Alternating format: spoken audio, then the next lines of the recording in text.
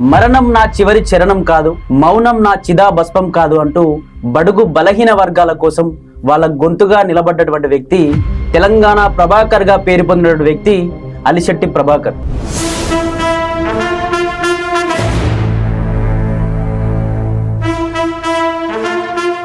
ఎర్రెర్రని గాయాన్ని గాయంగా మాత్రమే పరిగణించింది వీళ్ళు. ఒక ప్రమాద సూచిక, ప్రారంభ సంచిక. నాకు తిరునాడ్షాలు షేక్స్పియర్లు తెలియదు, తులతూగి ఐశ్వర్యము తులం బంగారము కావాలి, ఏనాడు ప్రాధేయపడలేదు. పిసదాన్ని అర్థమైందా అనే అంటుండే. కథరంకుల్ని నేను నార్మల్ బట్టల్లో వచ్చేటోడు, అట్లా ఆయన గుర్తుపట్టడం కాదు. డబ్బుకి లొంగలే, దేనికి లొంగలే. చీకట్లో జడుచుకుంటే ఓ చెట్టే నీ చుట్టూ రానుంటది. అదే నువ్వు ఏందిరా ఏ క్యాస్ట్ అని అన్నారు. అంటే డాడీ అడిగితే ఇండియన్ అని చెప్పాలని అన్నారు. అంటే అన్న, ఇప్పుడు నాన్న చనిపోయిన తర్వాత అమ్మ ఎప్పుడైనా అంటే నాన్నలాగా మార్చాలి, నాన్నలాగా వీళ్ళని కూడా కవిత్వాలు రాసే విధంగా ప్రోత్సహించి వేగి తీసుకురావాలి అంటే ఒక భయం. మా నాన్న రాస్తే బతుకుంటే నేను చెప్పేటోండి మా నాన్న కవిత్వం. ఇప్పుడు నక్సలైట్లనేమో ఉద్యమాలకు రావాలి, కొట్లాడాలి, రాజ్యానికి వ్యతిరేకంగా అంటారు. సచిన వాళ్ళ గురించి ఏం చేస్తున్నారు మరి మీరు? పట్టణాల చెక్కిళ్ళి నల్లగనం తేరిపెట్టితే అదే దూపిడీ సంస్కృతి, కృత్రిమ సౌందర్యం. ఒక చరిత్రను ఎందుకు కప్పివేయబడ్డది? ఫోన్ చేసిన అలసటి కావాలి కొడుకుని మాట్లాడుతున్నా అన్న, ఒకసారి కేసీఆర్ సార్ని కల్పిస్తానా? లేదు అన్న. మరి నేను ఎందుకు అడుకోవాలి? చనిపోయే ముందర చచ్చిపోతా అని తెలిసి రాసుకోండి ఈ కవిత. మరణం నా చివరి చరణం కాదు, మౌనం నా చితాభస్మం కాదు, మనోహరాకాశంలో విలిపించే చంద్రబింబం నా శుకనం కాదు. మరణం నా చివరి చరణం కాదు, మౌనం నా చిదాభస్మం కాదు అంటూ బడుగు బలహీన వర్గాల కోసం వాళ్ళ గొంతుగా నిలబడ్డటువంటి వ్యక్తి, తెలంగాణ ప్రభాకర్ గా పేరు పొందినటువంటి వ్యక్తి అలిశెట్టి ప్రభాకర్. అసలు అలిశెట్టి ప్రభాకర్ ధిక్కార గొంతుగా నిలిచిండు. పేద ప్రజల పక్షాన అసలు పేద ప్రజలకు ఏం కావాలి, ఏం ఇబ్బందులు పడతా ఉన్నారు, దోపిడీ అసమానతల గురించి పోరాటం చేసిన వ్యక్తి. మరి అతను ఊసే లేదు, ఎందుకైనా చరిత్రను బయటికి వెలికి తీయడం లేదు. ప్రభుత్వాలు ఆయన యొక్క వ్యాసాల్ని, అతని యొక్క కవిత్వాన్ని వాడుకుంటా ఉన్నాయి, కానీ ఎందుకు వాళ్ళ కుటుంబానికి కావచ్చు, అతని యొక్క జీవన చరిత్రని పుస్తకాల్లో కావచ్చు ఎందుకు తీర్చిదిద్దలేకపోతా ఉన్నాయి. ఇవన్నీ విషయాలు మాట్లాడడం, అసలు ప్రభుత్వాలు ఎందుకు పట్టించుకోవట్లేదు, ఏ ప్రభుత్వం నుంచైనా ఏదైనా ఆఫర్ వచ్చిందా అని చెప్పేసి ఇటువంటి పూర్తి విషయాలు మాట్లాడడం. మనతో పాటు అలిశెట్టి ప్రభాకర్ గారి కొడుకు సంగ్రాంగా ఉన్నారు. మాట్లాడి పూర్తి విషయాలు తెలుసుకునేటువంటి ప్రయత్నం చేద్దాం. అన్న నమస్తే అన్న. Thank you brother. అన్న, ఏంది అసలు మీరు చిన్న వయసులో, అంటే మీరు 10 సంవత్సరాల వయసులోనే తండ్రి చనిపోయాడని చెప్పి తెలిసింది. అంటే ఆ ఊహలో అంటే ఎట్లా చూసారన్నా మీ తండ్రిని? ఎప్పుడైనా మిమ్మల్ని ఎక్కువ సమాజం కోసమే పనిచేసిండు, సమాజం కోసమే కవిత్వాలు రాసిండు, ఎప్పుడైనా మిమ్మల్ని పట్టించుకోవడం ఎప్పుడైనా చూసిందా? ప్రేమగా చూడడం లాంటివి ఏమన్నా చూసా? మా బాగా కొడుతుండే చిన్నప్పుడు. నువ్వు డిఫరెంట్ గా అడిగిన, ఎవరు అడగలే, చిన్నోడివైనా బాగా ఎమోషనల్. ఎందుకంటే నువ్వు చిన్న పిల్లడు కాబట్టి అట్లా అయినాము. నాకు అడిగిన క్వశ్చన్ ఏడుపు వస్తుంది. అంటే బాగా చిత్తగా బాధతోడు, బాగా కోపం వస్తే మాత్రం. అయితే కానీ కొట్టినా కానీ బిడ్డ కొట్టినారా, సారీ రా, మళ్ళీ దగ్గర తీసుకున్నాడు, కొట్టినారా బిడ్డ గుర్తుకొస్తుంది, నాకు ఏడుపు వస్తుంది అది. అయితే ఉన్నప్పుడు సైలెంట్గా, ఎందుకంటే ఎట్లుంటుంది అంటే మనకి ఏదైనా ఇప్పుడు మెడిటేషన్ అంటే జనరల్గా అంటారు ఏ చప్పుడు అయినా కానీ మనం కాన్సన్ట్రేట్ చేయగలాలంటే. విశ్వామిత్రుడు అంటే మనకి నమ్మతంలేమో, విశ్వామిత్రుడు లాంటి రంభ ఊరేసి వస్తే డిస్టర్బ్ అయిన ఉన్నట్టు, సైలెన్స్ ఆయన కావాలా, మేము అల్లరి చేస్తే ఆయన కాన్సన్ట్రేట్ చేయలేడు అట్లా. సో ఆయన అట్లుంటుండే కాబట్టి మేము అక్కడ కోపం వస్తుండే. నేను కూడా వర్క్ చేస్తుంటే మా అమ్మ వాళ్ళు అరుస్తుంటే చిరాకులు ఇస్తుంది. ప్రాక్టీస్ చేస్తుండే మ్యూజిక్ అందులోనే ఉండాలి, అందులో ధ్యాసలాగా చేసినట్టు ఉంటాం, ధ్యానం చేసినట్టుగా వెళ్ళిపోతాం అట్లా అట్లా నిమగ్నమై ఉంటుండే నాన్న. సో అట్లా అవి ఎక్స్పీరియన్సెస్. ఇక ఏంటంటే చెప్పాలంటే పెద్దగా మాకు భయం ఎక్కువ నానంటే, మామూలు భయం కాదు. అసలు సైలెంట్ టేబుల్స్ రాపిస్తుండే. నువ్వు అల్లరి చేసిన అరే రాజుగా టేబుల్స్ రాయి అంటే, మా తాత పేరు రాజు, మా నాన్నమ్మ అట్లా కొంచెం ఫీచర్స్ అట్లనే ఉంటాయి అట్లా అని చెప్పి కొంచెం అరే రాజుగా మా నిక్ నేమ్, టేబుల్స్ రాసిన రాపిస్తుంది. ఇక మాకు ఆడుకునేటోని బంద్. ఇక టేబుల్స్ రాయాలంటే ఎట్లుంటుంది చిన్నప్పుడు, 2nd క్లాస్ 3rd క్లాస్ అప్పుడు 4th రాయాలి. లేకపోతే కొన్నిసార్లు ఏం చేస్తారు, రాసినవి చూసి ఆయన కరెక్షన్ చేసిన, ఎప్పుడు ఆయన మాటల్లో ఫ్రెండ్స్ వాళ్ళు వస్తే కొంతసేపు ఆగి రాసిన చూపించేసి అట్లా టేబుల్స్. లేకపోతే ఇంకోటి ఏంటంటే, ఇప్పుడు కవిత్వం చెప్తున్నా కదా, బాగా ఏంటంటే ఆయన ఇల్లు కక్క కిక్కిలు రాయించేటోడు, కక్క కిక్కి అట్లా అన్ని అవే రాసినోండి. దాంతో ఏమైందంటే నాకు బాగా పట్టు. కొంచెం నేను 10th క్లాస్ వరకే నాకు తెలుగు ఉంది, తర్వాత ఈ ఎంసెట్లు ఇవి చేయబట్టి సంస్కృతిలో నల్లకపోయినా, కానీ ఈ రాయించడం చాలా హెల్ప్ అయింది. డాడ్ ఉంటే ఇంకా అసలు నేను ఒక ఎత్తులో ఆయన ఎంత హ్యాపీ ఫీల్ అయ్యేటోడు కావచ్చు. ఆయన అంటే ఆయన రాసిన కవిత్వాన్ని అమ్మకి చెప్తుండే బాధపడకుండా. ఇప్పుడు భాగ్యలక్ష్మి కవిత చెప్తుండే ఒక, అంటే ఇట్లా చెప్పి ఇట్లా భాగ్యే విన్నావానే అని అమ్మతో వేరే వాళ్ళతో మా చెప్పకపో, వేరే వాళ్ళతో ఇప్పుడు ఇట్లా అంటే టెలిఫోన్ రాజు అని ఒక ఆయన ఉంటుండే అక్కడ మూసి పక్కన, చిక్కడపల్లి మూసి పక్కన డబ్బా ఉంటుండే. వాళ్ళు కాయిన్లు పెట్టుకొని కాయిన్ల డబ్బా ఉంటుంది కదా. ఓకే. ఈయన వెళ్ళలేని పరిస్థితి అప్పుడు, ఆంధ్రజ్యోతిలో వెళ్తుండే. వెళ్ళలేని పరిస్థితి ఉన్నప్పుడు ఇక అందరు ఇక ఫస్ట్ వెయిట్ చేసి డాడీకి కూర్చోబెట్టి లోపల ఉండి ఇక వాళ్ళందరూ వెళ్ళిపోయినా కవిత్వం ఫోన్లో చెప్తాను, టకా రూపాయి లేచిన కొద్ది కవిత్వం చెప్తా అంటే వాళ్ళు నోట్ చేసుకుంటాం. అట్లా కొన్ని జరిగింది. అదొక నాకు గుర్తున్న మంచి ఇన్సిడెంట్. ఇక ఫ్రెండ్స్ అప్పుడు ఇంకో బాధ ఏంటంటే అంటే చనిపోయిన ముందర అందరూ బిల్లలా ఇట్లా వాలేళ్ళు మా నాన్న. ప్రభాకర్ అంటే పేరు కూడా ఆయన బతుకున్నందుకు అంటే ప్రేమతో వచ్చినట్టుగా ఉంటుండే. కానీ ఇక బెల్లం మీద ఈగలు వాడినట్టు వాలేటోళ్ళు సడన్ గా చనిపోయినాక అందరూ దూరం అయిపోయినారు. అది బాధ చాలా ఉంటుంది నాకు. ఇక అది ఒకటి సరే అయినా కానీ జీవితం అంటే ఎట్లుందని నేర్చుకున్నా. కష్టాల నుంచి ఇక ఏంటంటే ధైర్యం అనేది కవిత్వం ద్వారానే. నాకు మనం బయటికి వెళ్తున్నాం, కొంచెం ఇంటర్మీడియట్ నుంచి వెళ్తున్నామంటే అప్పుడంతా నేను క్రికెట్లోకి వెళ్దాం అనుకున్నా, కానీ ఇందులోకి వచ్చిన ఈ ఫీల్డ్లోకి. ఈ ఫీల్డ్ కంటే నేను చదువు ఇక అందరు చెప్పినట్టుగా మనకని స్పోర్ట్స్ ఫిట్గానే ఉన్నా కదా. ఫిట్ నీకు ఎట్లా అనిపిస్తుంది ఫిట్నెస్ గా? నాకు స్మోకింగ్ హ్యాబిట్స్ ఇవి లేవు కొంచెం. అదేంటే స్పోర్ట్స్ నుంచి నాకు అట్లా సెట్ అయింది డిసిప్లిన్ కొంచెం. సో ఇంటర్మీడియట్కి వచ్చేసరికి ఏంటంటే కవిత్వం ద్వారా కొంచెం పాజిటివ్గా బయటికి ఏంటంటే ఈ చదువు గురించి వెళ్ళేసరికి మనకు సెట్ కాలే. ఏడ్చేటోని ఇంటర్మీడియట్ నారాయణ కాలేజీలో వస్తే నా కష్టంతో చదివిపిస్తున్నారా, నా రక్త మాంసాలతో చదివిపిస్తున్న బిడ్డ, నువ్వు చదువుకోరా నాన్న, నువ్వు మంచిగా చదువుకోరా, నువ్వు ఇది కారా. ఫస్ట్ టైం ఏం సెట్ రా అమ్మ. నాకేమో ఎక్కకపోతుండే, టపటపట ఇల్లు వచ్చేసేటి. కడుపు అప్పటి నుంచి కడుపు కూడా అప్సెట్ అయ్యిండే. కడుపు ఇక కొన్ని హెల్త్ ఇష్యూస్, క్రికెట్ మానేసిన హెల్త్ ఇష్యూస్, కాన్స్టిపేషన్ ఇష్యూస్ ఇవన్నీ స్టార్ట్ అయినాయి. ఇక ఏడ్చేటోని డాక్టర్ దగ్గరికి వెళ్తే డిప్రెషన్లోకి వెళ్ళిపోయింది పోరాటం అట్లా చెప్తుండే. ఇక సరిగా కాలేవు. తర్వాత అయినా ఎప్పుడు ఫెయిల్ అంటే just passing marks, intermediate passing marks అనేది నథింగ్. కానీ ఫెయిల్ అయ్యేటోళ్ళు కానీ ఎప్పుడు ఫెయిల్ కాలేదు. ఇప్పుడు డిగ్రీ అయినా రియలైజ్ అయినా అరే ఇట్లా కాదులే అని. సరే మళ్ళా అట్లా అప్పుడు ఆ టైంలో ఏంటంటే కవిత్వం బాగా చదివేటువంటి డాడీ. అంటే మీరు మీ 10 సంవత్సరాల వయసులో కావచ్చు, డాడీ మీతో ఎన్ని సంవత్సరాలు ఉన్నాడో ఆ ఏళ్ళలో ఎప్పుడైనా కవిత్వం మీ ముందు చదవడం, లేకపోతే ఈ విధంగా కవిత్వాలు రాయాలని ఈ విధంగా ఏమైనా మాట్లాడేవాళ్ళ మీతో? ఓన్లీ మీ అమ్మతోనే కాదు, మాతో మాకేమి నిన్ను షార్ట్గినట్టు అంటే చెప్తుండే, కొంచెం ఆమె సరసమ ఆడుతుండే. అంటే ఇటు కవిత్వం చెప్పుకుంటా బాగా ఇట్లా అని చెప్పేటోడు. చెప్తే ఆమెకి అర్థం కాదు, పిసదాన్ని అర్థమైందా అనే అంటుండే. అంటే ఇక అనేది ఆమెకి ఏం అర్థమైంది కదా, ఎక్స్ప్లెయిన్ చేస్తుండే మళ్ళీ ఇది ఇట్లా అని. చూసినా నీ గురించి ఎంత గొప్పగా రాసిన కవిత అని చెప్పేటోడు. ఆ కవిత వినిపించాలి, భాగ్యలక్ష్మి కవిత నాన్న మీద రాసేది. నాకు బెర్నాడ్ షాలు షేక్స్పియర్లు తెలియదు, తన గుడివాడ వెంకటాచలం గురజాడ తెలియదు. ఇద్దరం ఉత్త పిచ్చివాళ్ళం, కానీ అడుగంటిన కిరసనాయిల్ స్టవ్తో అన్నం ఎట్లా ఉడికించాలో తనకు తెలుసు. దగ్గు తెరల నెత్తుటి రెపరెపల ఊపిరితిత్తుల్లోంచి కవిత్వం ఎట్లా రాజేయాలో నాకు తెలుసు. ఇద్దరం కలిసి ఒక కలగా పులగంగా కలిసిపోయిన రోజుల్లో, ఇంచుమించు ఒకే కంచంలో ఇంద్రధనుస్సుల్ని తుంచుకొని తిన్న రోజుల్లో, మా గుండెల్లో సమస్యలు మండని రోజుల్లో, సిగరెట్ పీక లాంటి నన్ను సిగులో పువ్వులా తురుముకొని గాజు కుప్పెల్లాంటి నా కళ్ళల్లోనే ఆశల అగరొత్తులు వెలిగించుకుందే తప్ప తులతూగి ఐశ్వర్యమో తులం బంగారమో కావాలని ఏనాడు ప్రాధేయపడలేదు అని రాశాను ఆమె గురించి. అదొక కవిత. అమ్మ ఇంకా ఏం చెల్తే గద్దరంకుల్ సభకి వెళ్ళినాం ఒక టైంలో, నిజాం కాలేజ్లో అయితే పెద్ద సభలో. సో అది బాగా గుర్తు.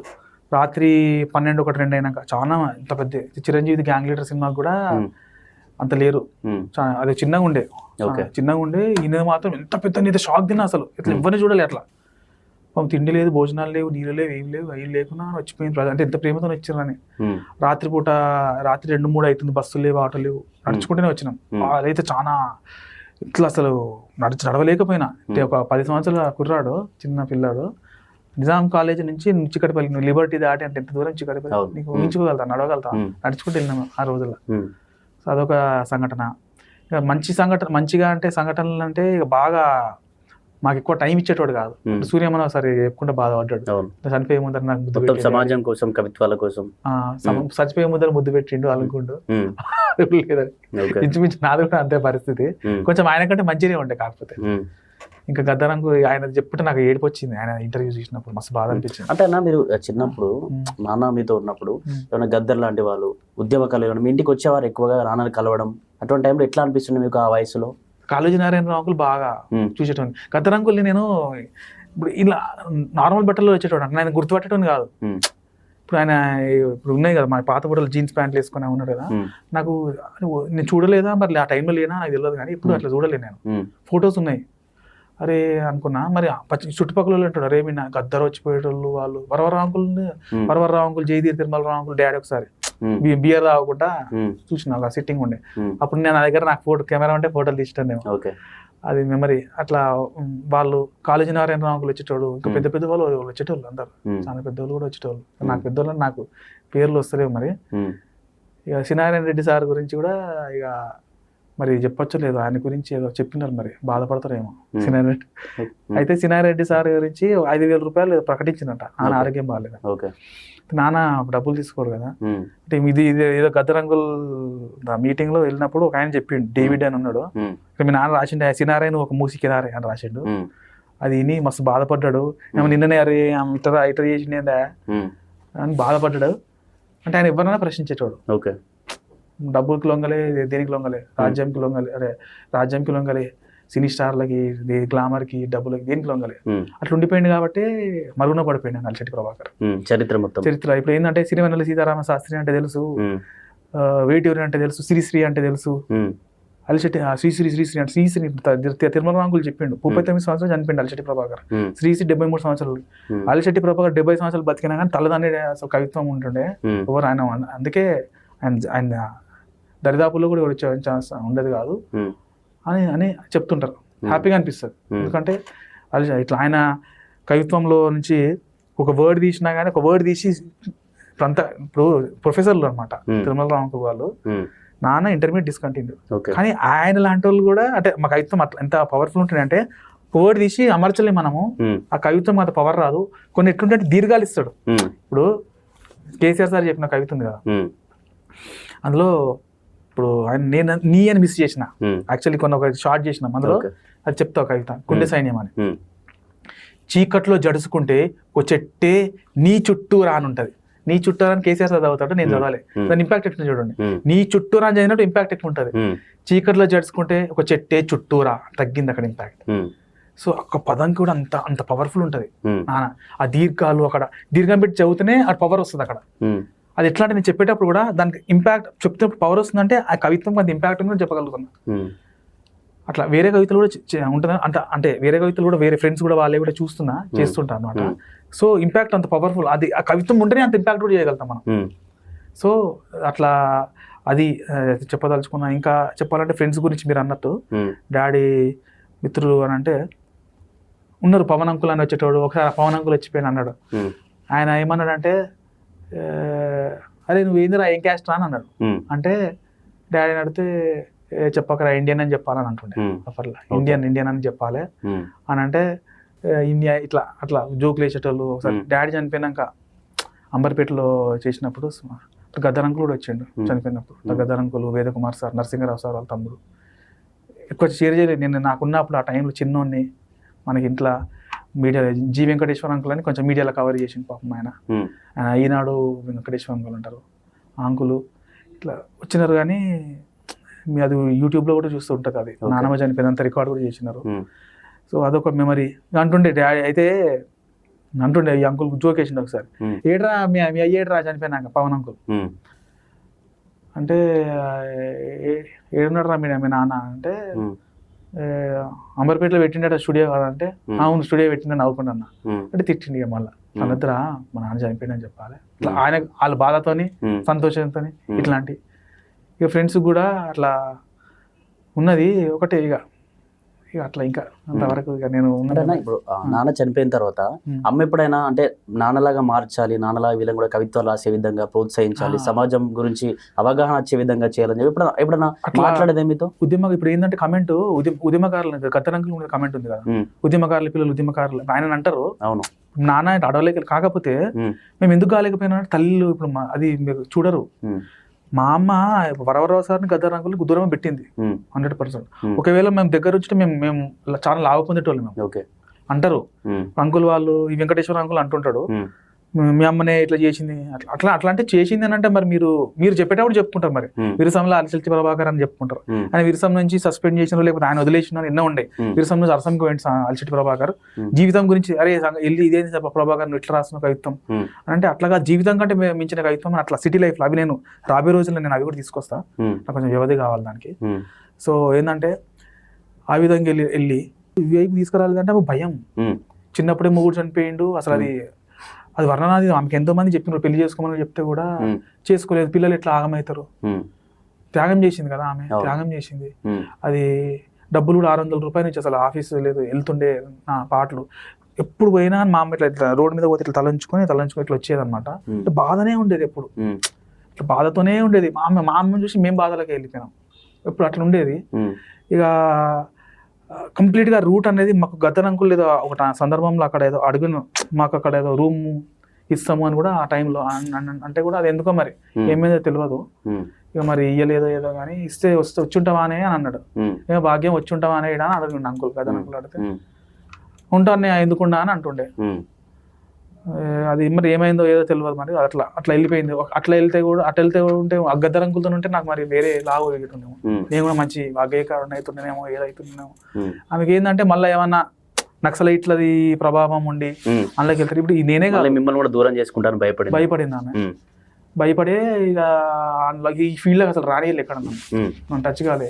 కాకపోతే కొంచెం పెరిగినాక నేను మళ్ళీ వెళ్ళిన ఫీల్డ్ వేరే ఇది బ్యాంకింగ్ డిపార్ట్మెంట్ చేసినాక నాకు ఇష్టమైన ఫీల్డ్లోకి వచ్చినాక కొంచెం నాకు ఇందులోకి వచ్చి కొంచెం ఫినాన్షియల్ గా ఇరుక్కుపోయి ఉన్నా. ఇప్పుడు కూడా ఇరుక్కుపోయినా ఉన్నా కానీ కొంచెం నేను ఏంటంటే మెచ్యూరిటీ వచ్చిన లెవెల్స్ వచ్చింది. అసలు మా నాన్న ఏంటని అర్థం చేసుకునేది.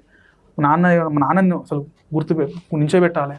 మా నాన్న అంటే కవులు ఉన్నారు, చాలా మంది ఉన్నారు, భాగ్యకారులు, వీళ్ళందరినీ అసలు చరిత్రలో ఉంచిపోవాలని ఒక ఉంది నాకు. వాళ్ళు రాసింది చూపిస్తే చాలు జనాలకి, మనం రాయాల్సిన అవసరం లేదు. అంత రాశారు వాళ్ళు, అంత ఉంది డెప్త్, మస్తు సరిపోతుంది సమాజానికి.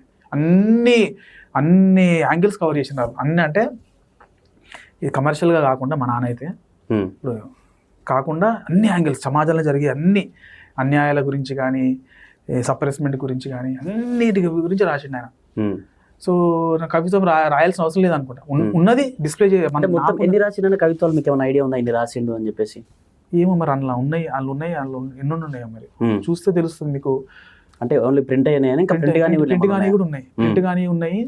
కొన్ని డైరెక్ట్ రాజ్యంలో ఇప్పుడు మీరు తిడతారు కదా కేసీఆర్ రేవంత్ డైరెక్ట్ తీస్తారు కదా, అంటే సమయంలో డైరెక్ట్ మాట్లాడేవాడు కవిత్వమే రాసిండు అట్లా. కొన్ని అవి ఎందుకంటే అప్పట్లో నిర్బంధం కూడా ఉంటుండే, అవి కొంచెం నేను అయ్యద్దు అనుకున్నాడా మరి అని చెప్పి పిహెచ్డి చేసిన ఒక గండ్రం చేసాను పిల్లోడు నాన్న మీద. సో అందులో ఆయన సేకరించిన కవితలు ఉన్నాయి. రాబోయే కాలం మేము అవి కూడా పబ్లిష్ చేస్తాం. ఎందుకంటే ఆ కాలంలో రాసింది కాబట్టి ఇప్పుడు ఎవరు ఏదున్నా కానీ చేయగలగాలి, ప్రజలకు తెలియజేయాలని కవిత్వం అనేది ముక్కు సూటుగా. ఇప్పుడు విఠలన్న కూడా తిడతాడు కదా డైరెక్ట్ గా తిట్టడం కానీ, పృథ్వీరాజ్ అన్న కానీ. సో ఆ విధంగా ఉండేదేమో మరి అట్లా అని అది చదువుతూనే చెప్పు. కానీ ఎందుకంటే డైరెక్ట్ గా ఉండదు, ఎవరిని డైరెక్ట్ గా వ్యవస్థ మీద ప్రశ్నించేది ఉంటది. ఇప్పుడు డైరెక్ట్ వ్యక్తుల మీద ఉండదు మీకు చూస్తే. అది నువ్వు అనుకుంటే ఫీల్ కావాలి. కేసీఆర్ చంద్రబాబు రేవంత్ అట్లా ఉండదు అక్కడ. వాళ్ళ రాజకీయ నాయకులని తిడుతుండే, రాజకీయ నాయకులని మీరు ఇట్లా ఉంటున్నారు, ఇట్లుండదు, ఇట్లుండాలని చెప్తుండే. సో ఆ విధంగా ఉంటుంది ఆయన కవిత్వం. అంటే ఇక్కడ ఎక్కువగా కవిత్వాలు రాస్తున్న క్రమంలో బాగా సిగరెట్లు బిడీలు తాగేవాడు అంటూ బాగా బయట కూడా బాగా అంటే ఎటువంటి రాసే వాళ్ళు ఎక్కువ కూడా స్ట్రెస్ ఫీల్ అవుతారు కాబట్టి ఇటు బాగా తాగేవారు అని చెప్పేసి అలిశెట్టి ప్రభాకర్ కూడా బాగా పీపుల్ మొత్తం బాగా తాగేసేవాడు అని చెప్పేసి ఒక ఇంటర్వ్యూలో కూడా చాలా చూసిన. సిగరెట్లు మాత్రం సిగరెట్లు తాగుతాడు, మందు తాగేటోడు కాదు, లిమిటెడే. నేనైతే చూడలే బతుకున్నంత. నేను బతుకున్నప్పుడు అంటే బతుకున్నంటే మరి ఏందో మరి ఆయన మొన్న ఒకసారి శ్రీనాథ్ అంకుల్ అని టీచర్ ఆయన కూడా 35 years చేసినట్టు ఆంధ్రజ్యోతిలో. ఆయన మన అన్న డాక్టర్ విజయభాస్కర్ ఆయన కూడా టీచరే. వీళ్ళు పరిచయం చేస్తే ఇట్లా వాళ్ళు పంచగొట్టినప్పుడు తాగినామన్నారు కానీ నేనైతే ఎప్పుడు చూడలే. అసలు నేను బతుకున్న నాకు 10 years కదా, 10 years అటు ఒక్కసారి సంఘటన గుర్తయిందంటే బట్టలు కూడా లేవు. కొంచెం దూరం ఒక 100 meters దూరంలో కిరాణా షాప్ ఉంటే అరే పోరా తే అన్నాడు. దబ్బ అసలు నగ్నంగా ఇట్లా వెళ్ళిపోయి ఇట్లా బట్టలు లేకుండా పోయి దెబ్బ ఊరుకుంటే సిగరెట్ తీసుకొచ్చిన అది ఒక్కటి గుర్తు. కానీ తాగింది నేను ఎప్పుడు మేము కూడా తాగేవాడు కదా ఇంట్లో, అసలు తాగలేడు, బంద్ చేసిండనే అన్నది మా అమ్మ. బంద్ చేసిండు కొంచెం అనే అన్నది. మరి అది తాగిండు లేదు, ఒక్కటి సిగరెట్ తెప్పించుకున్నా మరి గుర్తులేదు. తాగినప్పుడు అయితే నాకు ఇది ఎక్కడ లేదు. అంటే పిల్లలకు కూడా తెలియదు చెడు అలవాట్లు అని కూడా అట్లా అది కూడా ఉండొచ్చు. అది అయితే స్మోకింగ్ 4 డబ్బాలు తాగేటోడంట. వాళ్ళ ఫ్రెండ్స్ సౌదాల సురేందర్ అని ఒక ఫ్రెండ్ ఉండేడు, వీళ్ళు బద్రీనాథ్ అంకుల్ కానీ ఆయన చెప్తున్నారు సౌదాల సురేందర్ ఇట్లా ఇట్లా ఇది అయిపోయేలోపు ఇంకోటి చైన్ స్మోకర్, ఇది అయిపోయిందో లేదో ఇంకోటి వస్తున్నాయి అంట. ఇది అయిపోయి ఇంకోటి వెలిగిస్తుంట కట్ట కట్ట కట్ట కట్ట కట్ట కట్ట కట్ట ఇదే 4 డబ్బాలు అంట రోజుకి. అంటే ఒకటి సిగరెట్ తాగితే ఎంత టైం పడుతుంది? నేను తాగలే ఎప్పుడు, అందుకని అడుగుతున్నా. నాకు లేదు కాబట్టి భయం అనమాట. ఇంకా చూస్తే కూడా ఆయన దగ్గుడు మామూలు దగ్గుడు కాదు, అది భరించలే. వాళ్ళని చూస్తేనే తాగితే ఇట్లా అవుతుందని, అది ఏంటంటే తాగిన సేపు తెలియదు కదా, అది అనుభవించినప్పుడు చూసేటోళ్ళకి నేను చూసిన ప్రత్యక్షంగా. మా బాబాయ్ కూడా వ్యసనం ఉంది, ఇట్లా పోదురా భయ్ అని నాకు అప్పుడు ఫిక్స్ అయినా. వాళ్ళంతా నాలెడ్జ్ తెలియలేదా మరి వాళ్ళు తిట్టినా ఏదనుకున్నా కానీ సరే ఉన్న దాంట్లో డిసిప్లిన్ ఉండాలి, ఫస్ట్ మనం చెయ్యాలి, ఇది తీసుకుపోయినా ఇట్లుంది. సో అది స్మోకింగ్ అనేది చెప్తున్నా చాలా అది తగ్గేటోడు. కవిత్వము ఒక స్టేజ్లో సిటీ సెంట్రల్ లైబ్రరీలో తిరుమల రాంకులు అందరు ఉన్నారు, ఇక పోయి అంటుంటే తిరుమల రాంకులు ఇక పిలిచిన డాడీని పిలిచి పోయి ఇక చెప్పు కవిత్వం చెప్పాను పిలుస్తారు స్టేజ్ మీద. పోయిండు కూర్చున్నాడు, లాస్ట్కి మా నాన్నకి కవిత్వం వచ్చింది, బయట ఆడుకుంటున్నా. అరే మా నాన్నది పోదాం చూద్దాం అంటే ఇక చెప్పలేకపోతుంది కవిత్వం. మస్తు బాధ అయింది. మా నాన్న రాస్తే బతుకుంటే నేను చెప్పేటోండి మా నాన్న కవిత్వం అని బాధపడుతుంది. మా నాన్న ఇట్లే తిడుతుండే కావచ్చు, తప్పులేమని అంటే ఇట్లా కాదు అట్లా. ఆయన పర్టికులర్ స్ట్రెస్ చేసేటప్పుడు కొంచెం తడబడుతుంటుంది కదా అప్పుడప్పుడు, ఎవరికైనా అవుతుంది. అంటే అట్లా ఎంత బాగా నేర్పించాడు అంటే ఇట్లా స్ట్రెస్ చేయాలి ఇట్లానే అని అట్లా చెప్పేటోడు. ఇప్పుడు అటు ఇటు అనకుండా ఇది నాకు బాగా గుర్తున్న పదం మళ్ళీ అంటే మళ్ళీ కాదు మళ్ళీ మళ్ళీ మళ్ళీ లా లా చెప్పేటోడు, ఇట్లా మళ్ళీ మళ్ళీ అనాలి అని అట్లా నేర్పించేటోడు. సో మళ్ళీ అను మళ్ళీ అను మళ్ళీ అను అట్లా అనిపించేటోడు. సో నానుంటే నాకు ఎంత నేర్చుకునేటోడిని. ఇప్పుడు పృథ్వీరాజ్ అని ఉన్నాడు, వాళ్ళ డాడీ చాలా ఇప్పుడు 2015-16 వరకు ఉన్నాడు కదా. అంటే ఆయనకి ఎంత అన్నదే 57-50 ఆయనకు అనిపించాడు. ఈ నాగార్జునలో ఎవరు మనకిరారు ఆయన ఫిట్నెస్ ముందర చూస్తే. ఆయన మెయింటెనెన్స్ కానీ అంత మంచి నీట్గా ఉంటాడు. తాను కూడా ఏం తాగాడు, స్మోకింగ్ చేయడు. సో కాకపోతే ఆయన వాళ్ళ డాడీ వాల్యూస్ అట్లా వచ్చినాయి. ప్రతి కుండి ఉంటే అది వేరే ఉంటుంది. నాకు చిన్న జనం చనిపోగానే ఇదే అయింది. చెప్పు మీ నాన్న గొప్పోడు గొప్పోడు గొప్పోడు చిన్నప్పుడు ఎందుకు గొప్పడు అనేది తెలియదు. ఇప్పుడు మా ఫ్రెండ్స్ మాట్లాడుకుంటాడు, విష్ణువర్ధన్ రెడ్డి అని వాళ్ళ నాన్న ఏంటంటే సితారా అని మ్యాగజైన్ వచ్చేది అప్పట్లో, బాలరెడ్డి వాళ్ళ నాన్నకి. సో మా నాన్న పండితుడు అది అని చెప్పుకునేటోళ్ళు. మా నాన్న పండితుడు అని చెప్తే వాళ్ళకి తెలియదు, ఏంది మీ నాన్న అదా ఇదా అనుకునేటోళ్ళు. కానీ ఇప్పుడు వాళ్ళకి తెలుస్తుంది నాన్న ఎంత గొప్పడు అనేది. అప్పుడు నేను చెప్పలేకపోయినా మస్తు అట్లా ఉండే తెలియదు. అంటే అది ఏమంటే చనిపోయినాక మర్చిపోయిన అందరూ. ఇప్పుడు ఐఎమ్ హ్యాపీ గదరంగులు ఎవ్రీ ఇయర్ జరుగుతున్నాయి, కంటిన్యూ చేస్తున్నారు. అట్లా లేకుండే అప్పట్లో. ఇప్పుడు వరవరాంగులు నేను అడుగుతున్నా, నాకు కంప్లైంటే వరవరాంగులు. కానీ ఆ టైంలో వెంకటేశ్వర అంకులు చెప్తున్నాయంట ఎందుకు పట్టించుకోవాలంటే నీకు ఇదే పని ఎట్లా అనగలుగుతారు మీరు, ప్రజల కోసం కొట్లాడే వాళ్ళు. ఇప్పుడు నక్సలైట్లనేమో ఉద్యమాలకు రావాలి, కొట్లాడాలి, రాజ్యానికి వ్యతిరేకంగా అంటారు. సచిన వాళ్ళ గురించి ఏం చేస్తున్నారు మరి మీరు? అరే వాళ్ళు అట్లనే బతుకుండాలంటే మీ పిల్లల్నేమో అమెరికాలకు పంపించుకుంటారు, ఆడికి పంపించుకుంటారు, ఎందుకు అట్లా? ఉద్యమకారుల గురించి మీరు ఏం చెయ్యరా? ఇప్పుడు వాళ్ళని ఇప్పుడు చెప్తున్నా, ఇప్పుడు పొలిటీషియన్స్ కూడా ఎట్లున్నారంటే పోలీసు వాళ్ళని తిడతారు. వాళ్ళు ఏమన్నా అంటే పోలీసు వాళ్ళు వాడు పోలీస్ స్టేషన్ ఎట్లా చెప్తా కదా, పైన కూర్చున్నాడు చక్కగా ఉంటాయి కదా, సిస్టమ్నే మారాలి కదా. వాడు వీళ్ళకి వీడిని ఉద్యోగం పోతుంది, లేకపోతే వీడిని ట్రాన్స్ఫర్ చేస్తాడు. నక్సలైట్ల ప్రాంతం చేసి వీడు కావాలి. నిజాయితీగా ఉన్న వాళ్ళు అట్లా అట్లా అట్లా వానికేమి రాదు. నీ అమ్మ ఎట్లయితే ఎట్లా కాదని చెప్పి వాళ్ళు ఎట్లా చేయాలి. ఇప్పుడు కళ్ళు ఒడిసేసినారు, చర్మం వదిలేసి నక్సలైట్లు తీసినారు అంటే ఈ దరిద్రులు కదా పైన కూర్చున్న పొలిటీషియన్స్ చేస్తున్నాయి కదా వాళ్ళు తీసేది. వీళ్ళంతా వీళ్ళు సస్తే వీడు పోలీసు వాడు కావాలి, కానిస్టేబుల్ కావాలి, కింద వాళ్ళు కావాలి, పైన వాళ్ళు ఎంత పైన కూడా వస్తారేమో ఉంటారు. కానీ వీళ్ళు కదా మధ్యలో వీళ్ళు ఉన్న వాళ్ళు మంచిగా ఉంటారు కదా పొలిటీషియన్లు. ఇది మారాలి. ఈ వ్యవస్థనే మారాలి. అంటే మీకు నాన్న చనిపోయిన తర్వాత కావచ్చు, ఇప్పుడు మీరు పెద్ద అయిపోయిన తర్వాత ఎప్పుడన్నా నేను ఈ రంగానికి పోవాలని ఎప్పుడన్నా మీరు ఆలోచించారు? అమ్మ చెప్పడం కాకుండా మీరు నాన్నలా నేను కూడా కవిత్వం రాయాలి అని చెప్పేసి ఈ మధ్య కాలంలో? రాయాలంటే ఫస్ట్ సబ్జెక్ట్ ఉండాలి మనకి, మళ్ళీ సమాజం గురించి తెలవాలి. ఇప్పుడు నేను చెప్తే ఇది బాగుండదు అలసిటి కొడుక, ఈ జనరేషన్ వాళ్ళు న్యూస్ పేపర్ తక్కువ. నాకేంటంటే పొద్దున్న లేవగానే నేను లేచినా కానీ అంటే బాత్రూంలో కూర్చున్నా కానీ పెట్టుకొని యూట్యూబ్ ఓపెన్ చేస్తా ఫస్ట్. న్యూస్ చదివే ఓపిక లేకపోయినా ఏం జరుగుతుంది న్యూస్ వింటా. మీలాంటి వాళ్ళు న్యూస్ ఛానల్, తొలి వెలుగు ఛానల్ ఏం జరుగుతుంది ఫస్ట్ అది పెట్టుకొని చూస్తా కనీసం. సో దానివల్ల ఇంకా నాలెడ్జ్ రావాలి. న్యూస్ పేపర్ చదువుకుంటూ కూర్చున్నాను నేను, కొంచెం చదువుతూ హెడ్లైన్స్ చదివి ఇష్టం, కానీ దాని టైం యూనివర్సిటీ నా మ్యూజిక్ అనేది నేను ఎంచుకునే ఫీల్డ్ చాలా కష్టం. ఫస్ట్ నేను అందులో ఒడ్డు దాటినాక ఇవన్నీ మీద కాన్సన్ట్రేట్ చేద్దామని ఉంది. టైం పడుతుంది. టైం ఎంత పడుతుందా? ఇప్పుడు ఆయన కవిత్వం రాసిన కవిత్వం అది చెప్పలేను, అంటే ఇంకా టైం చాలా ఉంది కదా, వృద్ధాప్తం వరకు ఉంది కదా అని ఇట్లనే ఉంటావా అని తిరుగుతూ రాస్తాడు కవిత్వం. అది చదువుతారు, బాధేస్తుంది. కానీ ఏం చేయగలుగుతాం మరి ఉన్న పరిస్థితులలో? నాన్నకంటే ఆస్తులు అమ్ముకొని అదే చేసుకున్నాడు. మరి నాకున్న ఫెసిలిటీస్ లో మరి నేనేం చేయాలి? అమ్ముకుంటే తినుకుంటా పోతే మరి ఎట్లా బతకాలి, ఎట్లా ముందరికి వెళ్ళాలి? కొంచెం అంటే ఉన్న దాంట్లో ఉన్నాయి, అప్పులు ఉన్నాయి, అవి చేయండి. కానీ కొంచెం అన్న ఫస్ట్ నేను అనుకున్నది, నాకు ఆయన అంబిషన్ పెయింటింగ్ ఉండే, నానుంటే పెయింటర్ అయ్యేటోని, ఫోటోగ్రాఫర్ అయ్యేటోని, నేను అయ్యేటోని. మంచి సబ్జెక్ట్ మీద మంచి పట్టు ఉండేది, అద్భుతంగా అయ్యేటోని కావచ్చు. అలసిటి ప్రభాకర్ లెగసీ క్యారీ ఫార్వర్డ్ చేసేటోని కావచ్చు. కానీ లేడు ఆయన, మొత్తం మిస్ అయింది మాకు చాలా. ఆయన పెయింటింగ్ తోనే లక్షల కోట్లు సంపాదించగలిగేటోళ్ళు. పెయింటింగ్ కానీ, కవిత్వం కానీ, ఫోటోగ్రఫీ కానీ అద్భుతమైన ఫోటోగ్రఫర్ అయినా. వీళ్ళు కెమెరామెన్ గురించి ఇంత గొప్ప కెమెరామెన్ ఉంటారు అంటే ఆయన అంటే అయి ఉండొచ్చు, కానీ ఆయన విజన్ వేరే, డిఫరెంట్ విజన్ అసలు. అది అద్భుతంగా అసలు మీరు చూడాలి, చెప్తేనే నేను చెప్పలేను అది మాటలలో. ఇప్పుడు మీరు ప్రెసెంట్ ఏం చేస్తా ఉన్నారు? పియానో ఉన్న బ్రదర్, కొంతవరకు నేర్చుకున్న క్లాసెస్ చెప్తా, ఆన్లైన్ క్లాసెస్ చెప్తున్నా, ఆఫ్లైన్ క్లాసెస్ ఉంటాయి. నాకుండే స్ట్రగుల్స్ ఇప్పుడు ఏంటంటే టీచింగ్లో కూడా ఎట్లయితే కొంచెము బయటికి వెళ్ళి కొంత ఎట్లుంటుంది అంటే రెగ్యులర్గా చెప్తుంటా ఉంటాయి, వాళ్ళు ఏమైనా క్లాసులకు కొడుతుంటారు, మాకు అది సర్వైవల్ కష్టమవుతుంటుంది. అరే ఎట్లుంటుంది అంటే అది బాధేస్తుంటుంది. టీచర్స్ ఇప్పుడు స్కూల్స్లలో టీచర్స్లో వీళ్ళు అంటారు కదా, మరి ఇట్లా టీచర్స్ అంటే కమర్షియల్ ఉంటుంది, మరి ఎట్లా బతకాలి, మరి మేము ఎట్లా బతకాలి టీచర్స్? నా బిడ్డని రేపు నాటి స్కూల్లో వేయాలన్నా, ఇప్పుడు కాంపిటేటివ్ ఉంది, ఇప్పుడు నా బిడ్డ వాళ్ళతో పోటీ పడేటట్టుగా ఉండాలని అంటే, ఇప్పుడు అంటారు కాంపిటేటివ్ ఎవరితో కంపేర్ చేసి నచ్చిందంటే ఎట్లా? ఇప్పుడు నాకు ఇంగ్లీష్ వస్తుంది, కానీ కొంచెం క్లాసెస్ ఏదో చేస్తున్నారు. కొందరు కళాకారులు ఉన్నారు, ఇప్పుడు ఉన్నారు, వాళ్ళకి ఏమి ఉండదు, కళాకారులు ఉంటారు, వాళ్ళు డప్పు కొట్టుకుంటారు, లేకపోతే ఏదో చేస్తారు, వాళ్ళకి కమ్యూనికేషన్ లేదు కాబట్టి వాళ్ళు కష్టం ఇబ్బందులు పడుతుంటారు. మరి ఎట్లా మరి కళాకారులు ఎట్లా బతకాలి? కళాకారులు కొందరేమో తెలియదు, డబ్బు ప్రపంచం అనుకుంటారు, అరే దీనికి ఏం రాదు, కవిత్వంతో ఏం రాదు, లేకపోతే కళతో ఏం రాదు అని అంటారు. అది తప్పు చాలా, వాళ్ళకి తెలియదు, వాళ్ళకి మెచ్యూరిటీ లెవెల్స్ లాంగ్ అని పెద్దవాళ్ళు, వయసు వాళ్ళు కూడా అంటున్నారు తప్పు. ప్రజాకావులను, ప్రజాగాయకులను అట్లా అనద్దు, తీసిపడేయద్దు. వాళ్ళు చాలా చేయగలరు, వాళ్ళ సొసైటీ కోసం త్యాగం చేసిన వాళ్ళని కనీసం గౌరవించండి మీరు.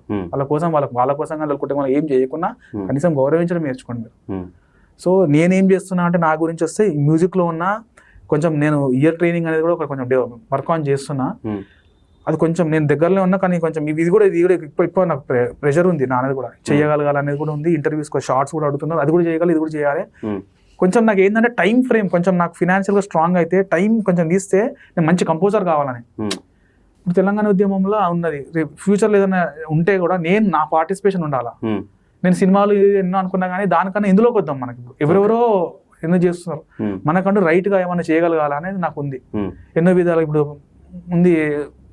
అది మ్యూజిక్లో చేసుకుంటూ నాన్న కవిత్వంని కూడా అసలు కంపోజ్ చేయగలగాలని. ఫస్ట్ మనకు అది ఫస్ట్ ఉన్నదే ప్రెజెంట్ చేయడం కొంచెం అదొక ఎత్తు అయితే, దీని లేనిది కంపోజ్. ఇప్పుడు ఒక పాట ఒకటి కంపోజ్ చేసిండ్రు, నేను ఇన్ని రోజుల నుంచి వేరే వాళ్ళు చేసిండ్రు అని చాలా బాధేసింది. అది ఈసారి చేసారు, కానీ హ్యాపీ ఎవరు చేసినా కానీ మంచిగా అనిపించింది. అంటే ఇప్పుడు నాన్న చాలా కవిత్వాలు రాసిండు, అందులో మీకు ఇష్టమైన కవిత్వాలు ఏంటి? మా కోసం ఒక 2-3 కవిత్వాలు చదవగలుగుతారు?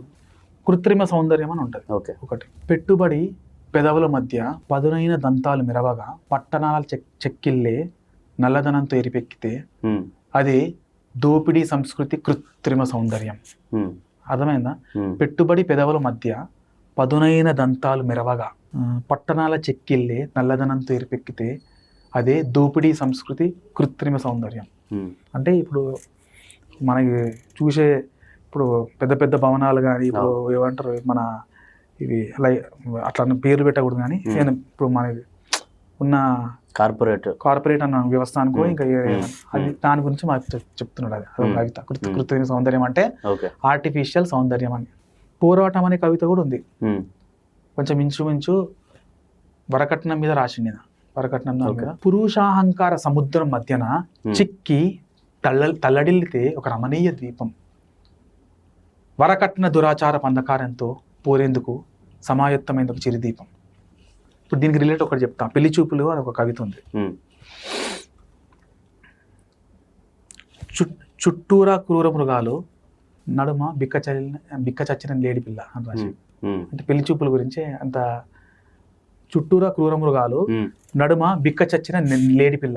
అంటే ఆమె పరిస్థితి పెళ్లి చూపులకు వచ్చినప్పుడు ఆడపిల్ల పరిస్థితి ఎట్లుంటుందని చెప్పి, అంటే క్రూర మృగాల అందరు రౌండ్ వేసి ఉంటే ఏమి అట్లా అట్లా అసలు అసలు పెళ్లి చూపులో ఎందుకు అట్లా చెయ్యాలి అని, నువ్వు నించో, నువ్వు డాన్స్ చేయి, నువ్వు నడువు, లేకపోతే పాడు, ఇవన్నీ అట్లా పాత అట్లుండే కదా ఆ టైంలో రాసినది అది.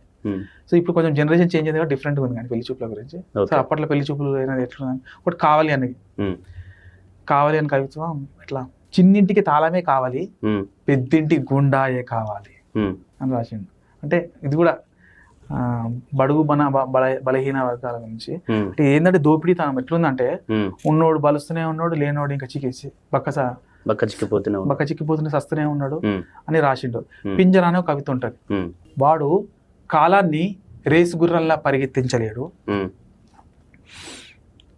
కిరసనాయిల్ డబ్బా పట్టుకొని క్యూలో మెల్లమెల్లగా కదులుతున్నవాడు, వాడు బతుకుని చెక్కుబుక్కులా తిరిగేయలేడు, జేబు గొయ్యిలో పాతేసిన మురికి రూపాయి శవం కోసం వెతుకుతున్నవాడు, వాడు అమూలాగ్రం సమస్యల్ని పరికించే మేధావి కాదు, అనుక్షణం నిరాశాంకుశంతో పొడుచుకునే నిర్బలుడు అని రాశాడు. ఇంతకంటే పేదోడి జీవితం గురించి, దుర్భరమైన జీవితం గురించి ఎవరని చెప్పగలుగుతారనేది నాకే తెలియదు. రిక్షాయాసం అని రాసిండు. ఎముకలా వీడు ఎవడికిచ్చేసాడో మాంసాన్ని, ఏనుగులా వాడు ఎందుకు పుట్టాడో భూమి మీద, వీడేమో ఈడుస్తూ ఏడుస్తూ, వాడు ఒళ్ళు బరువైనందుకు ఒగరుస్తూ, ఒక ఎముకే మాంసం ముద్దను మోస్తున్నంత వింత. ఇది రిక్షాయాసం అంటే అప్పుడు రిక్షాలు, ఇప్పుడు రిక్షాలు లేవు కాబట్టి జనాలకు ఎంత అర్థమవుతుంది తెలియదు. వాడు తోలుకుంటూ తీసుకుపోయాడు కదా, దానికి అది అట్లా అట్లా రాసిండు. అంటే బలిసినోడే ఎక్కుతాడు కదా, లేనోడే కదా రిక్షా దొక్కేది, వాని పరిస్థితి ఎట్లున్నది అని చెప్పదలుచుకుంటాం. గాయం అని యువతని కొంచెం స్ఫూర్తిదాయకంగా.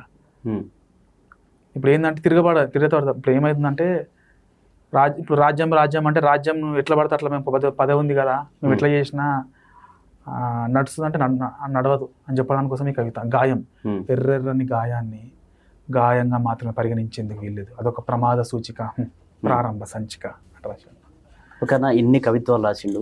ఎంతో మంది రాజకీయ నాయకులు, ఈ పార్టీ ఆ పార్టీ అని కాకుండా ఎంతో మంది ముఖ్యమంత్రి, మాజీ ముఖ్యమంత్రి అందరూ కూడా అలిశెట్టి ప్రభాకర్ యొక్క కవిత్వాలు చదివారు.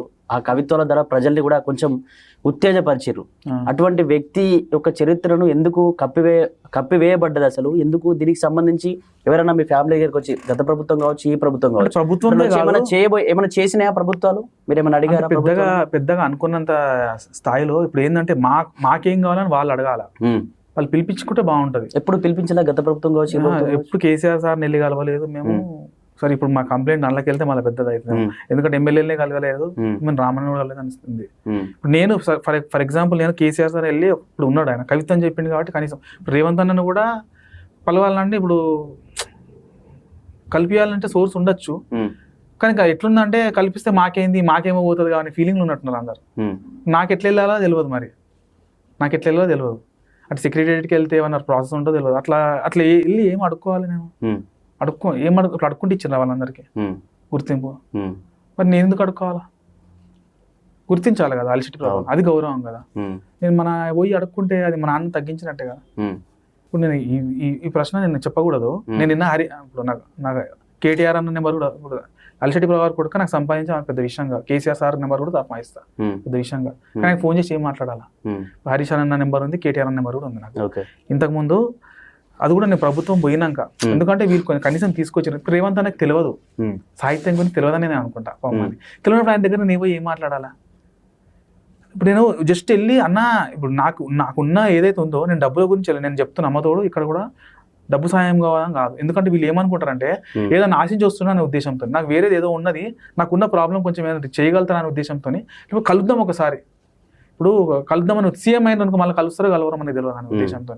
కనీసం ఒకటి కలుద్దాం, మనకు ఒక ఏదైనా మాట్లాడదామని. ఒక కేసీఆర్ సార్ ఇప్పుడు నేను హరీష్ రావు సార్కి ఫోన్ చేసిన, నేను చెప్తా ఒకటే చెప్పొద్దు అనుకున్నా కానీ ఏమన్నా అనుకోండి మరి. అన్న నమస్తే అన్న హరీష్ అన్న నమస్తే, ఎల్సిటీ ప్రభాకర్ కొడుకుని మాట్లాడుతున్నాను అన్న. చెప్పమ్మా అని అన్నాడు. అన్న ఒకసారి కేసీఆర్ సార్ని కల్పిస్తారా అని అడిగిన. లేదు అని అన్నాడు. సరే అన్న అన్న పెట్టేసిండు. ఇంతే నేను మాట్లాడిన డిస్కషన్. వేరే వాళ్ళు ఏమంటారు, అరే అట్లెందుకు అడిగినావు, నువ్వు పోయి కలవాలి, ఈ మస్కా బాజీలు నాకు కావు, నేను హరీష్ అన్నని కలవాలని ఇప్పుడు అనుకోలేదు. కేసీఆర్ సార్ అంటే ఇష్టం చెప్పిన, అట్లాంటి రేవంత్ రెడ్డి అని నాకు ఇష్టం కాదని చెప్పాను. కేసీఆర్ అంటే స్వచ్ఛంగా ఫస్ట్ నుంచి నాకు ఇష్టం, ఏదో తెలంగాణ ఏదో ఉద్యమం కాదని ఎన్ని కాంట్రవర్సీ నాకు ఆయన ఇష్టం.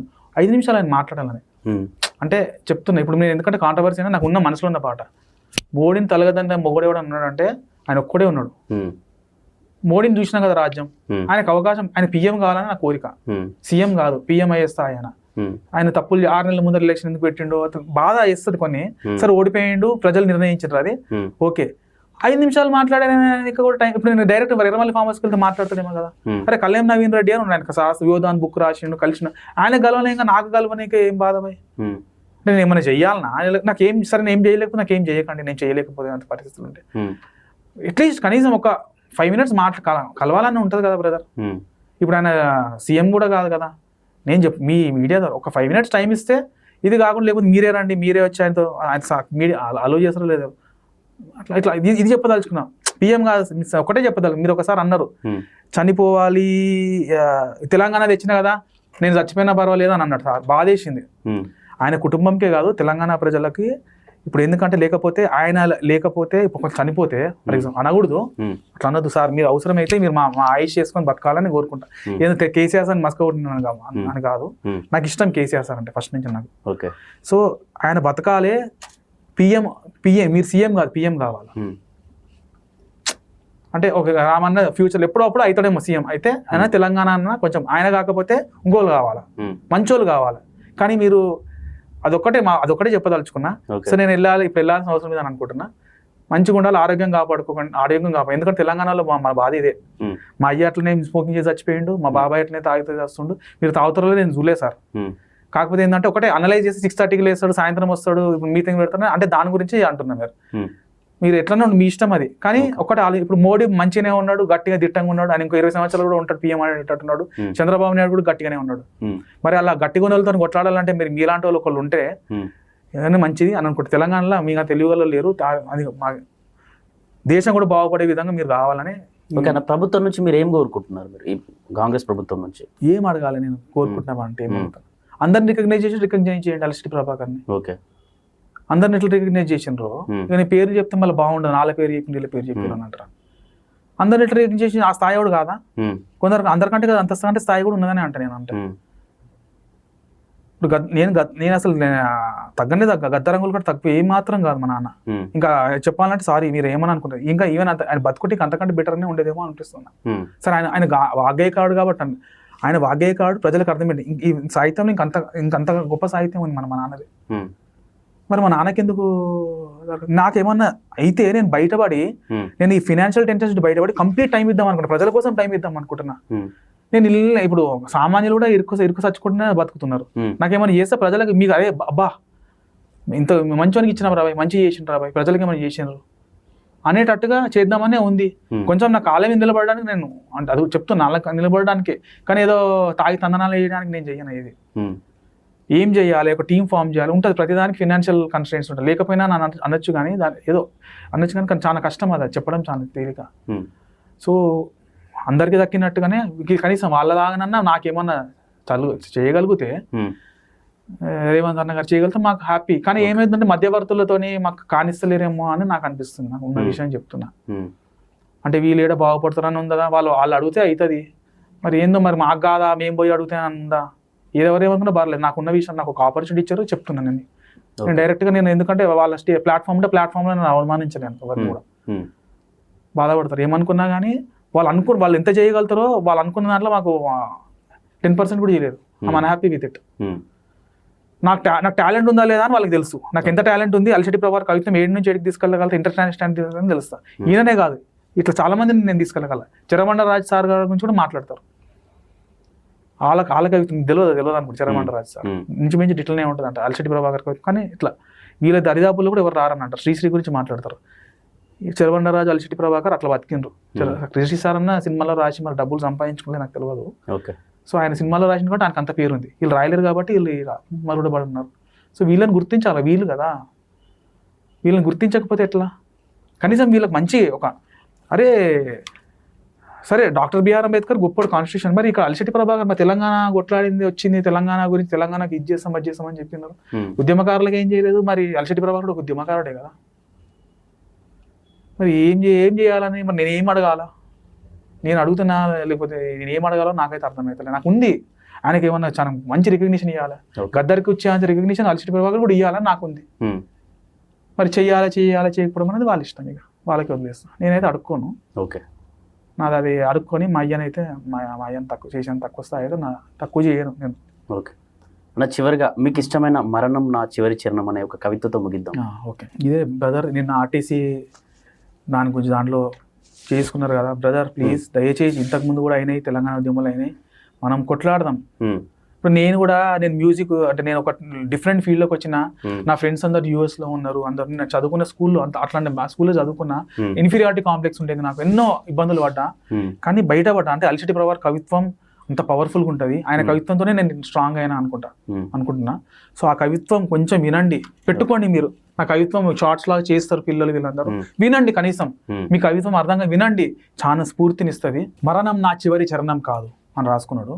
చనిపోయే ముందర చచ్చిపోతా అని తెలిసి రాసుకోండి ఈ కవిత. చచ్చిపోతా అని తెలిసినోడు ఇట్లా ఉంటే మనం బతుకున్న వాళ్ళం, మన అన్ని ఆరోగ్యం మంచిగా ఉండి మనం ఎట్లుండాలా, మంచి పాజిటివ్గా ఉండాలి కదా. మంచిగా తిని అంటే తిండి లేకుండా అయితే అంత లేకుండా అయితే ఉండలేము కదా మనకు. సో ఇది ఒక్కటి ప్లీజ్ ఇన్స్పైరింగ్ ఉంటుంది, ఇది గుర్తు చేసుకోండి. ఇంకా అనేకమైన కవితలు రాబోయే రోజులు తీసుకొస్తా. ఇదైతే ఫస్ట్ మీరు దీంతో ముగిద్దాం.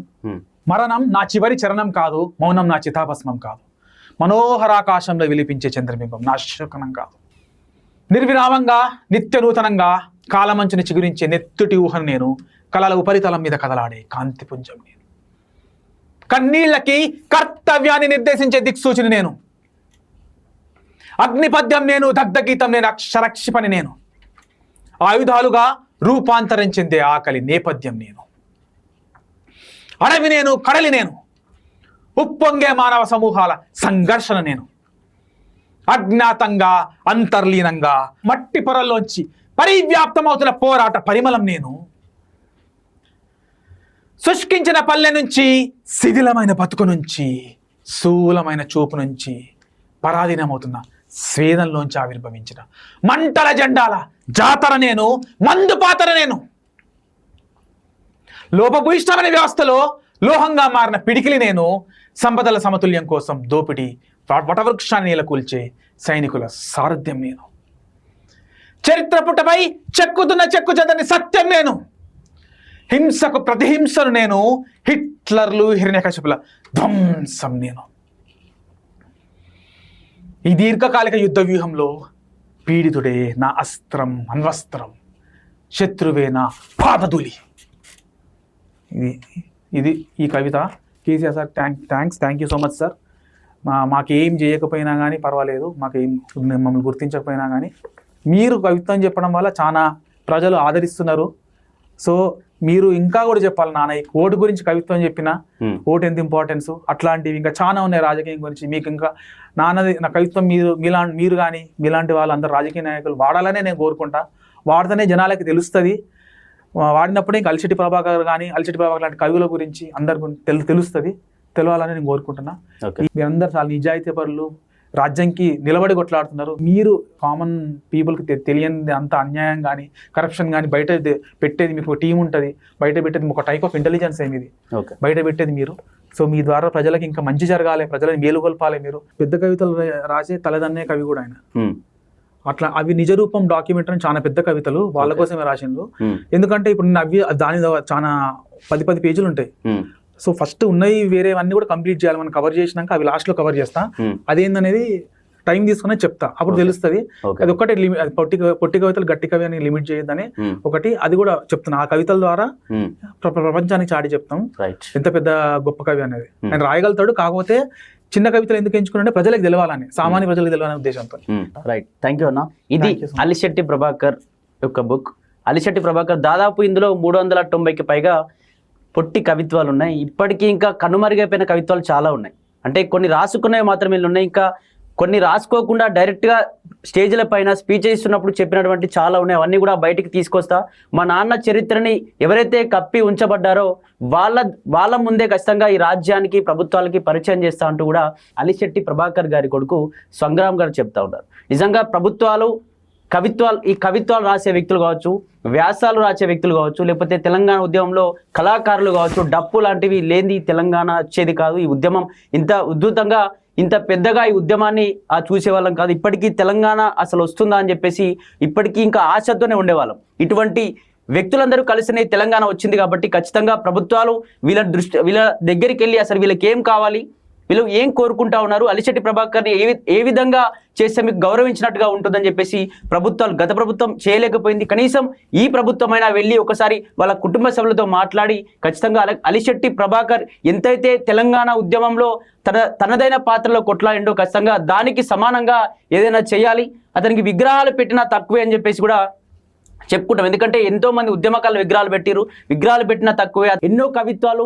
మరెన్నో వ్యాసాలు, అన్నిటికీ కూడా అవన్నీ జోడిస్తే తెలంగాణ ఉద్యమం ఇంత పెద్ద ఎత్తున లేవనెత్తడం, అందులో గద్దర్ గారి పాత్ర, దరువు పాత్ర ఎంతగానో ఉంది. ఖచ్చితంగా వీళ్ళందరినీ గౌరవించుకోవాల్సిన సమయం ఆసన్నమైంది. ప్రభుత్వం ఖచ్చితంగా వీళ్ళను సంప్రదించి వీళ్ళకి ఏం కావాలి, ఏ విధమైన గౌరవం కావాలని చెప్పేసి వాళ్ళతో మాట్లాడితే బాగుంటుంది. ఇది అలిశెట్టి ప్రభాకర్ గారి కొడుకు సంగ్రామ్తో ఆ స్పెషల్ ఇంటర్వ్యూ. చూస్తూనే ఉండండి plus TV Telangana. Thank you. ఒకటి ఫైనల్ గా, అదే ఒకటి ఏంటంటే నాన్నకి పొట్టి కవితల గట్టి కవి అని ఒకటి పెట్టిర్రు, బిరుదు పెట్టిర్రు.